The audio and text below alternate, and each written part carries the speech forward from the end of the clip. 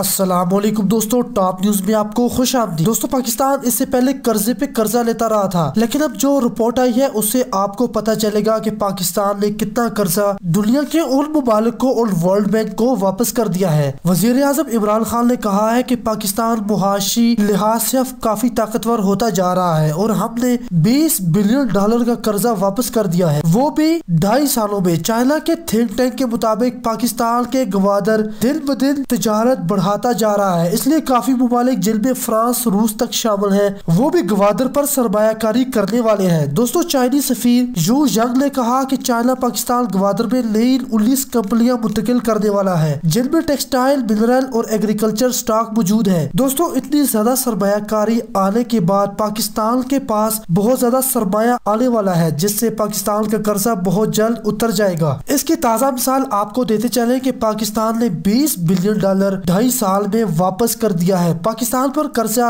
$100 billion تھا، جس میں سے $20 بلین واپس کیا تو $80 بلین پاکستان پر قرضہ رہ جاتا ہے۔ پاکستان میں گوادر میں کچھ کمپنیاں اپنا سٹاک بھی بنانے والی ہے، جس سے یہ آسانی سے سامان بیرون ملک بھیجا جائے گا۔ گوادر نہ صرف پاکستان کے لیے ایک گیم چینجر ہے، بلکہ اس سے چائنا، افغانستان، ایران، روس اور وسطی ایشیائی ممالک بھی اپنا مستقبل روشن ہوتا دیکھ رہے ہیں۔ دوستو، گوادر فل سکیل پر چلنے لگے گی تو پاکستان کا قرضہ کچھ ہی سالوں میں اتر جائے گا اور گوادر سے پاکستان کے پاس کافی ممالک کی سپورٹ بھی آ جائے گی۔ اس لیے دوستو، پاکستان نیوی کی کمانڈ میں 48 ممالک پاکستان پہنچ چکے ہیں اور مشقیں کر رہے ہیں۔ وہ اس لیے آئے ہیں کہ پاکستان کے ساتھ گوادر پر تعلقات اچھے کیے جائیں، کیونکہ پاکستان اب ساؤتھ ایشیا میں تجارت کا ہب بننے والا ہے۔ گوادر پر تمام ممالک کے بڑے جہاز آئیں گے اور لنگر انداز ہوں گے، پھر ان جہازوں سے دوسرے ممالک کو سامان بھیجا جائے گا۔ دوستو، آپ کو بتاتے چلیں کہ گوادر دنیا کی سب سے بڑی ایڈوانس بندرگاہ ہے، اس پر دنیا کے بڑے سے بڑے جہاز لنگر انداز ہو سکتے ہیں۔ دوستو، اپنی رائے ضرور دیجیے گا، اس کا ہمیں انتظار رہتا ہے۔ اللہ حافظ۔